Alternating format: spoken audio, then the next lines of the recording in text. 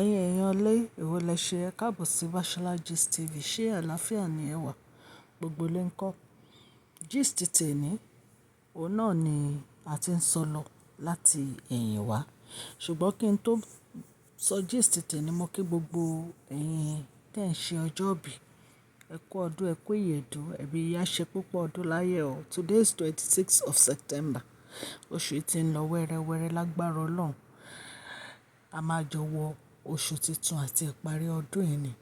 Wọn ò ní fi ẹni kankan ṣe àwátì nínú wa. Ire, ayọ̀, ìbùkún, àlàáfíà ni a fi máa la ọdún yìí já.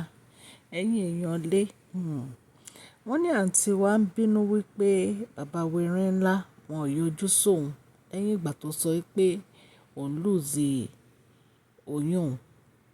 Wọ́n ní àǹtí wa ń bínú, wípé àǹtí wa ń sunkún wípé wọ́n ti turn kábíyèsí against òun. Wọn ò nífẹ̀ẹ́ òun mọ́. Kábíyèsí ò ṣe bó ṣe ń ṣe tẹ́lẹ̀ sí òun mọ́. Nítorí pé kábíyèsí mọ̀ pé kò sí nǹkan kan tí ó ń ṣẹlẹ̀ sí àǹtí wa. Àǹtí wa kàn gbé ọ̀rọ̀ yìí kalẹ̀ nítorí pé wọ́n fẹ́ ṣe ètùtù ìtúwàṣe ni. Wọ́n ní ìgbà tí bàbá wa ní kàn ṣe ètùtù ìtúwàṣe, ìgbà yẹn ni àǹtí wa ní àwọn fẹ́ ra kù.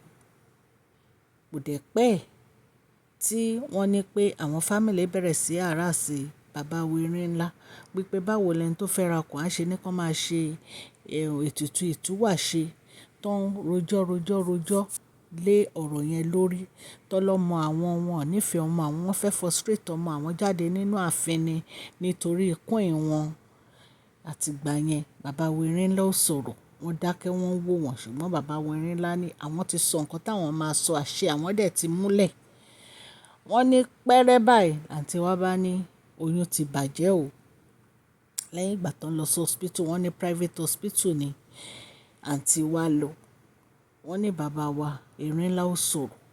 Wọ́n ní ṣùgbọ́n bàbá wẹrẹ́ ńlá ò pe àǹtí wa. Wọn ò bí wọ́n pé kí ló ń ṣẹlẹ̀ o.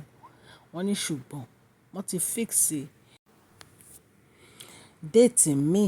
Wọ́n lọ fi sí November, bóyá 10 àbí 16. Wọ́n ní wọ́n máa ṣe ètùtù ìtúwàṣe yìí. Ìgbà yẹn ni a gbọ́. Wọ́n ní kábíyèsí ò sọ anything. Wọ́n láǹtí wa ń sunkún kiri pé wọ́n ti kan ẹ̀yìn kábíyèsí sí òun ni. Ẹ̀yin èèyàn ilé, a tún wá gbọ́ nǹkan tí ó ń ṣẹlẹ̀.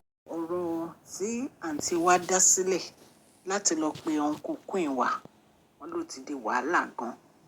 Wọ́n ní torí uncle yìí àti bàbá queen wa, wọ́n lọ rí bàbá wẹrẹ́ ńlá. Wọ́n ní ìgbà tí wọ́n dẹ̀ bẹ̀rẹ̀ sí sọ̀rọ̀, wọ́n ní bàbá wẹrẹ́ ńlá bínú sí wọn gan ni. Wípé kí ló dé tó jẹ́ pé ìgbà tí queen ni àwọn tó bá ti fẹ́ fi ọkàn balẹ̀, ìgbà yẹn náà máa ń gbé wàhálà dé. Pé gbogbo nǹkan tí àwọn bá ní ayé àwọn làwọn fi máa protect queen àwọn. Wọ́n ní gbogbo ẹ̀ làwọn fi máa protect queen àwọn. Wọ́n ní kò dẹ̀ sí ẹni tó lè yí ọkàn àwọn padà nítorí pé àwọn nífẹ̀ẹ́ queen ní àwọn dọ́kàndọ́kàn ni. Wípé àwọn dẹ̀ ti jẹ́ kí queen àwọn mọ̀ pé àwọn nìkan ni àwọn nífẹ̀ẹ́ bí ọkàn àwọn ṣe rí. Wípé so nítorí ìdí èyí kí wọ́n jọ, kí wọ́n má dá sí ọ̀rọ̀ àwọn àti queen àwọn. Wípé kí wọ́n má dá sí ọ̀rọ̀ àwọn àti queen àwọn. Nítorí nǹkan tí a gbọ́ òde wípé ẹ̀gbọ́n wọn, uncle queen wa tó wà ní Australia yẹn, ó ń sọ fún bàbá wẹrẹ́ ńlá pé kí bàbá wẹrẹ́ ńlá yọ̀ǹda kí queen wa kí ó máa bá tiẹ̀ lọ. Wọ́n nínú bí bàbá wẹrẹ́ ńlá gan. Wọ́n ní bàbá wẹrẹ́ ńlá ní kì í ṣe nítorí àwọn jẹ́ ọba ni àwọn fi ń sọ ọ̀rọ̀ yìí. Wọ́n ní ṣùgbọ́n àwọn ń sọ ọ̀rọ̀ yìí nítorí pé àwọn nífẹ̀ẹ́ queen wa dé ọkàn. Àwọn ò dẹ̀ fi ọ̀rọ̀ queen wa ṣeré.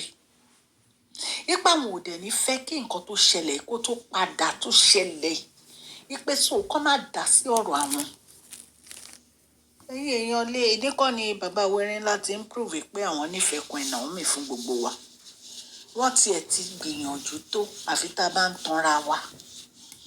Wọ́n ti gbìyànjú tó torí gbogbo security tí bàbá wẹrin ńlá tí wọ́n lè fún Queen wa òun ni wọ́n ti ń fún wọn.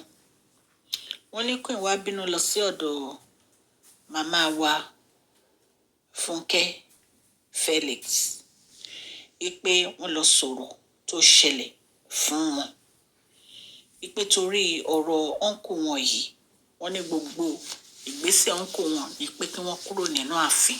Wọ́n dẹ̀ ní màmá wa Fúnkẹ́ Felix ní àwọn máa bá wọn sọ̀rọ̀. Nǹkan tẹ̀mí kàn mọ̀ ni pé ọ̀rọ̀ ọkọ àti ìyàwó ò ṣe é dá sí torí tán bá parí ọ̀rọ̀ wọ́n kàn máa fi orí ẹni yẹn fàgbọ́n ni. And gbogbo nǹkan tí bàbá wẹrin ńlá ṣe kò ní pé kí Queen wa àti bàbá wẹrin ńlá dojúkọ nínú ààfin kí wọ́n padà wá sínú ààfin. ṣùgbọ́n Ọlọ́run gbé wọn borí nítorí pé Ọlọ́run mọ̀ wípé ìfẹ́ òtítọ́ ó wà láàrin wọn.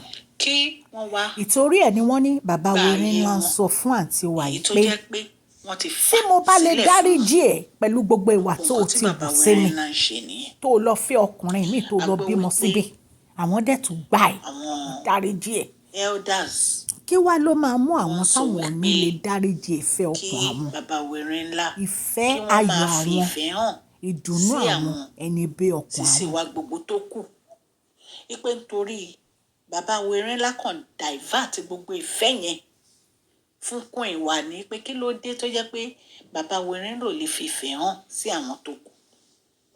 Oríṣiríṣi nǹkan là ń gbọ́ ṣùgbọ́n èyí tí à ń sọ fún yín lọ wípé uncle Queen Naomi yìí àti bàbá wọn wípé wọ́n lọ sí ọ̀dọ̀ bàbá wẹrin ńlá. Wọ́n ní bàbá wẹrin ńlá sọ̀rọ̀ pé kò sí nǹkan tán lè ṣe kò sí nǹkan tí wọ́n lè ṣe wọ́n lè pín àwọn àti Queen àwọn níyà nítorí àwọn nífẹ̀ẹ́ Queen àwọn tọkàntọkàn ni àwọn nífẹ̀ẹ́ Queen àwọn tọkàntọkàn ni ipe ibi tó bá dẹ̀ jẹ́ ibi tó bá yẹ kí àwọn protect Queen àwọn dé àwọn á protect ẹ̀ débẹ̀. So ẹ̀yin èèyàn lé nǹkan tí a gbọ́ nìyẹn o a gbọ́ nípa bí Queen wa ṣe lọ sí ọ̀dọ̀ Reverend Fúnkẹ́. Wọ́n dẹ̀ ní àwọn àti uncle Queen wa yìí wọ́n náà ti ní relationship bíi pastors tó jẹ́ pé wọ́n ti lọ preach ní church wọn rí. So wọ́n wò pé tí àwọn bá lọ bá Reverend Fúnkẹ́ wọ́n lè bá wọn sọ̀rọ̀. So wọ́n ní ọ̀rọ̀ tí Queen wa bá lọ sọ́dọ̀ Reverend Fúnkẹ́ ò ní pé kán bá uncle wọn sọ̀rọ̀ nítorí pé uncle wọn wọ́n ti lọ ń bá gbogbo àwọn family member lórí ọ̀rọ̀ tó ṣẹlẹ̀ yẹn. Torí náà wọ́n advice Queen wa pé kí wọ́n move on ṣùgbọ́n wọ́n ní bàbá wẹrin ńlá wọ́n ní wọ́n fi ọ̀rọ̀ lélẹ̀ pé àwọn ò lè fi Queen wa sílẹ̀ kò dẹ̀ sí nǹkan tó máa pín àwọn níyà wípé kán má dá sí ọ̀rọ̀ àwọn mọ́ kò jẹ́ bó ṣe jẹ́ ibí ni màá fi gist mi tì sí lẹ́nìí. Mo dúpẹ́ lọ́wọ́ gbogbo ẹ̀yin olólùfẹ́ Mashola Gist TV gbogbo bí ẹ ṣe comment lórí gist wa gbogbo ẹ̀ la rí Ọlọ́run Elédùmarè ọba láàánú á ṣàánú fún gbogbo yín bí mo ṣe máa ń sọ allegedly gbogbo àwọn nǹkan tá a gbọ́ ìyá àárí o a gbọ́ ni. Mo fẹ́ pe àwọn orúkọ kan láti dúpẹ́ nítorí pé comment ní orí gist èyí tí a ṣe lánàá. Mo dúpẹ́ lọ́wọ́ Ẹniìtàn Olúwaṣèyí Ẹniìtàn Olúwaṣèyí mo dúpẹ́ gidigidi ní ọwọ́ yín. Mo dúpẹ́ lọ́wọ́ Aláyíbùkọ́lá Fẹ́olúwa mo dúpẹ́ lọ́wọ́ yín. Mo dúpẹ́ lọ́wọ́ Elizabeth Olúwafúnwá mo dúpẹ́ lọ́wọ́ yín. Mo dúpẹ́ lọ́wọ́ màmá mi Grace Adélékè mo dúpẹ́ lọ́wọ́ yín. Mo dúpẹ́ lọ́wọ́ ọmọ wòlíì ẹ ṣé Ọlọ́run Elédùmarè á gbé gbogbo yín á gbé ọwọ́ yín sókè o ẹ ṣé tẹ̀ ń comment lórí àwọn gist wa gbogbo ẹ̀yin tí mo dẹ̀ dárúkọ yín gbogbo yín náà mo dúpẹ́ ní ọwọ́ yín God will bless you. Bí mo ṣe máa ń sọ allege ní gbogbo àwọn nǹkan tá a sọ yìí ní èrè o, àgbo ni. Ọlọ́run Elédùmarè á nífẹ̀ẹ́ gbogbo yín. Orúkọ mi ni Máṣọ́lá, kò yí padà. À ń sọ̀rọ̀ lórí Celebrity Gist, Royal Gist. A dẹ̀ máa ń sọ Yorùbá lórí channel yìí nítorí pé a fẹ́ gbàgbé àṣà àti èdè wa. Èèyàn lè follow mi lórí Oore-ọ̀fẹ́ Gist TV. Ibẹ̀ ni a ti máa ń ṣe Celebrity Gist àti gbogbo nǹkan tó ń ṣẹlẹ̀ ní àwùjọ. Ọlọ́run Elédùmarè á bá mi dúró ti gbogbo yín o, ní agbára Ọlọ́run. Ọlọ́run á gbé ọwọ́ yín sókè o. Òkè òkè ni ọwọ́ yín á máa lọ. Ọwọ́ yín ò ní lọ ìsàlẹ̀ láìláì. Ẹ jọ̀ọ́ ẹ share, ẹ comment, ẹ like. Please share, like and comment. God bless you all. Mashola Gist TV. Love you all.